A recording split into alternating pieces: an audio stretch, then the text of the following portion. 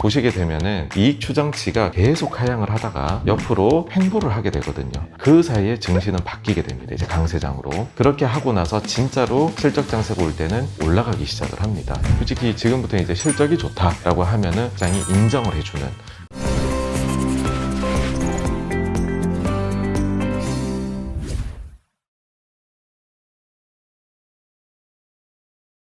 안녕하세요. 매경 자이언트TV 양선 이자입니다.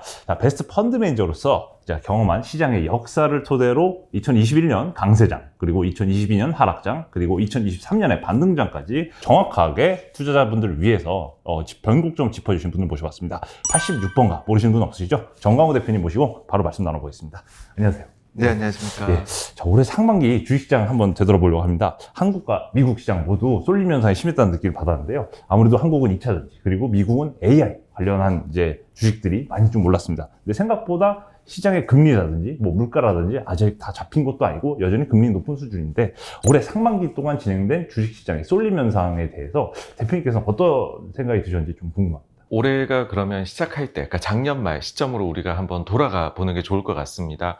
그렇게 돌아가서 생각을 해보면 그때 당시에는 정말로 시장이 침체에 빠질 것이다 라는 것이 거의 대부분의 의견이셨던 것 같아요. 그러니까 최악의 어떻게 보면은 주식시장에 대한 심리라고 할까요? 거기에서부터 시작이 되다 보니까 그 뒤에 보시게 되면은 사실 기업이익이 그렇게 우려했던 것만큼 나쁘지도 않았었고, 그 뒤에 우려했던 점들, 예를 들어서 말씀해 주신 여러 가지들 부분들을 좀 그거를 타고 올라가면서 시장은 반등을 보이고 있는 것이죠. 근데 이런 것들이 여전히 투자자들 입장에서는 겁을 먹게 만드는 요소들이 분명히 남아 있다 보니까, 그 중에서도 뭔가 굉장히 이쪽이 더 유망하다 라든지 그런 쪽으로의 쏠림 현상 같은 것들이 사실 말씀해 주신 것들 뿐만 아니라 또 다른 몇몇 가지 요소들, 섹터나 분야에서도 나타났었잖아요. 그런 것들이 그래서 저는 나타나게 된 이유이지 않을까 이고, 사실 여기에서 제일 이제 투자자분들께서 관심이 있으실 만한 부분은, 그래서 이 부분이 정말로 확산으로 이어질 수 있느냐 아니냐 일 텐데, 그거는 점점 더 이 같은 뭐랄까요, 의구심이랄까요, 그게 해소가 되어가는 과정에서 사실 이제 주식시장이라는 게 다 좋아 보이고 모두가 좋다라고 할 때가 안 좋은 거고, 여전히 의구심이 남아있을 때는 계속해가지고서 개선의 여지가 저는 있는 것이다라고 기본적으로는 생각을 하거든요. 그래서 그렇게 이어가게 되지 않을까라고 생각을 합니다. 오히려 약간 불안감이 좀 남아있는 게 시장의 상승에는 좀 더 긍정적으로 작용할 거라는 말씀이시죠? 네, 반대로 저희가 보게 되면 2021년도 그때로 돌아가서 한번 보시게 되면, 그때 당시에는 과도할 정도의 낙관론이 남아 있었던 시기입니다. 그러니까 이거는 사실 개인 투자자만 그런가, 그런 게 아니고요. 가령 예를 들어 가지고서 분석을 하는 애널리스트 분들의 그런 추정치를 보아도 추정치가 계속 올라가는데 그 올라가는 속도가 매우 가팔랐고요. 그러다 보니까는 기업들이 이익을 자기가 낼 수 있을 만큼 꽤 괜찮은 실적이 나왔다 싶어도 높아진 눈높이를 충족하지 못하는 일이 막 발생을 했거든요. 그러니까는 그게 바로 이제 모두가 좋다라고 할 때 나타나는 현상이고, 그러니까 그럴 때가 제가 볼 때는 진짜 조심해야 되는 시기일 것이다. 나중에 그게 언젠지 모르겠지만은요, 그렇게로 봅니다. 알겠습니다. 사실 이 대표님께서는 이미 책을 통해 주가를 움직이는 3대 요소를 좀 설명해 주셨습니다. 다들 한번 보셨겠지만 투자 역사는 반드시 되풀이되어 있다. 저도 내돈내산으로 사서 직접 봤는데요. 대표님께서 주가를 움직이는 3가지 요소로 제시하셨던 게 유동성, 그리고 심리, 그리고 펀더멘탈, 이 3가지였는데요.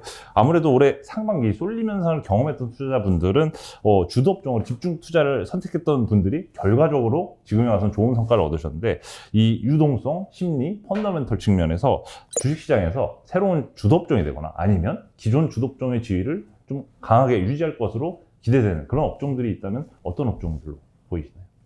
네, 기본적으로는 뭔가 쏠림 현상에 대해 가지고서 우리가 일단 뭔가 안 좋게 여기는 것들이 많이 있는 것 같아요. 근데 저는 사실 주식시장에서 뭔가 쏠림이 나타나고 이런 거에 대해 가지고서는 기본적으로는 너무 당연한 현상이다 이고, 그거 자체는 증시를 볼 때 최악의 상황은 지나갔다라는 걸 오히려 의미하는 거다라고 보거든요.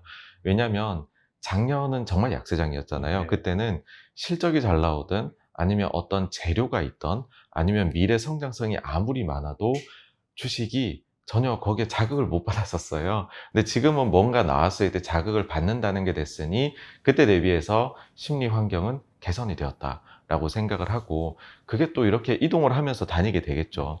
근데 이제 저는 증시 국면을 흔히들 우리가 4계절로 나눠서 보는 게 있잖아요. 뭐 이제 봄, 여름, 가을, 겨울 해가지고서 금융장세, 실적장세 이런 얘기를 할 때 지금은 이제 실적장세로 들어왔다라고 생각을 하거든요. 그렇게 되면은 우리가 흔히 실적 장세를 정직한 장세라고 아니면은 열심히 공부한 사람들이 잘 본다 이런 얘기들을 해요. 왜 그런 이야기를 하냐 하면 금융자가 붙은 장세는 현실하고 반대로 움직이거든요.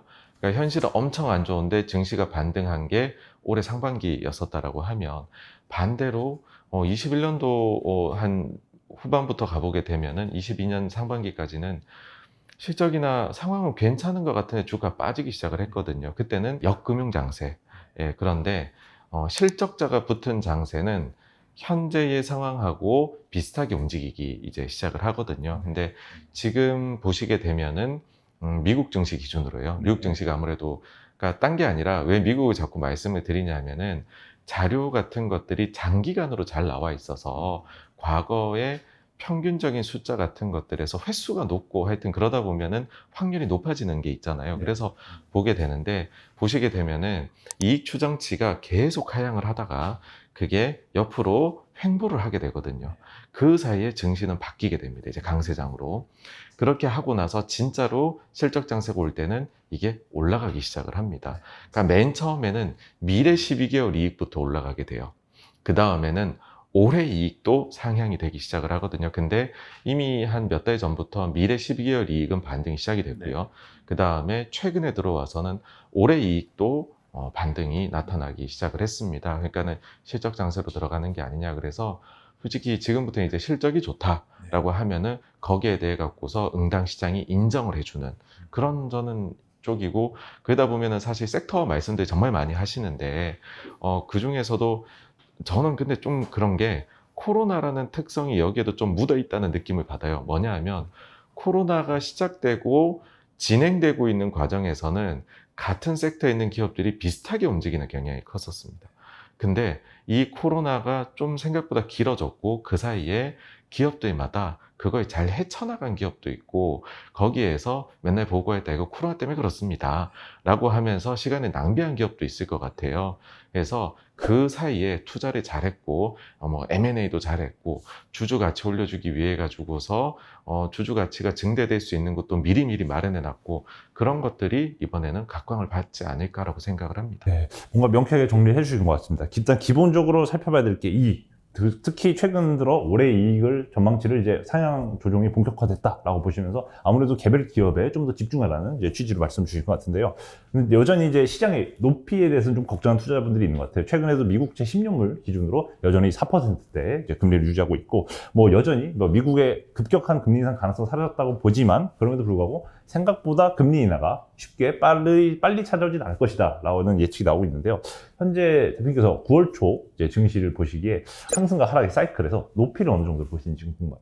네, 이거 금리를 사람들이 중요하게 여기는 이유는 사실 이제 재무 관리 같은 걸 배워보게 되면 미래 현금 흐름이 어떻게 나올지에 대해서 예상도 중요하지만 그래서 그거를 몇 퍼센트로 할인을 해줄 것이냐 요 두 가지가 합쳐져 가지고서 이제 기업 가치가 나오게 되잖아요. 그래서 할인율도 중요한 역할을 하다 보니 근데 이 할인율이라는 거는 금리가 올라가면 할인율이 높아지고 따라서 만약에 미래에 똑같은 현금 흐름을 낸다 치면은 가치가 떨어지게 되는 그래서 흔히들 하는 것이 PER을 계산을 할 때 금리의 역수로 계산을 많이들 하시잖아요. 뭐 2%면 PER이 50배 뭐 이런 식으로 뭐 5%면 20배 이렇게들 하시는데 근데 여기에는 조금 우리가 주의해야 될 것이 있습니다. 그러니까는 금리가 움직이는 거에 따라 가지고서 즉각적으로 그러면 그거를 바로 다 반영을 할 것이냐라는 문제인데 여기에는 뭐가 들어가냐 하면 우리가 지금의 상황에서 판단을 하면은 그 금리 수준에서 고 PER이 되어야 될 것 같아요. 근데 투자를 할 때에는 사실 앞서 말씀드린 현금 흐름 할인법이라는 것도 계속 기업을 가정하거든요. 영원할 거다라고 생각을 해요. 근데 그렇게 되면은 비록 그것이 10년물이라는 장기금리라고 하더라도 요동을 칠 거다라는 거죠. 그래서 반대 말씀 많이 드려요. 코로나 상황에서 제로금리까지 갔었잖아요. 그때 10년물 금리가 0.3 정도까지 미국이 떨어졌었거든요. 그럼 미국 금리가 1% 아래로 내려갔을 때 우리가 PER 100배 이상을 주자고 했냐라는 거죠. 그러니까 그건 아니다라는 거예요. 그러니까 그게 영원히 지속된다라고는 아무도 생각을 안 하는 것이죠. 그래서 마찬가지로 지금의 금리 수준에 대해 가지고서도 사실 여기에는 인플레가 나중에 어떻게 될 거냐에 대한 가정에 따라서 10년물 금리는 또 5년, 10년 뒤엔 달라질 수 있는 거거든요. 그래서 그 부분을 감안을 하시게 되면 이거를 즉각적으로 엄청나게 반영해 준다? 저는 그렇게 생각을 안 하고, 그리고 4에서 5%의 만약에 장기금리다, 이게 좀 지속된다 하더라도 역산을 했을 때에 지금 미국 이제 S&P 500 기준으로 18배대 정도 되거든요, PER이. 그거는 지금의 금리 수준에서 역산을 해서 약간 할인을 한다 손 치더라도 이걸 가지고서 비싸다라고 얘기는 저는 못할 거다라고 생각을 해요. 근데 이게 더 뭐 높아지고 이런 일들이 있으면 어떡하냐 이런 걱정도 하실 수 있는데, 70년대가 우리가 제일 인플레가 높았던 시기잖아요. 그때로 돌아가 보게 되어도요, 그때 금리 20% 이상이었었거든요. 근데 그러면 PER이 3배, 뭐 5배 갔느냐 하면 그렇지가 않습니다.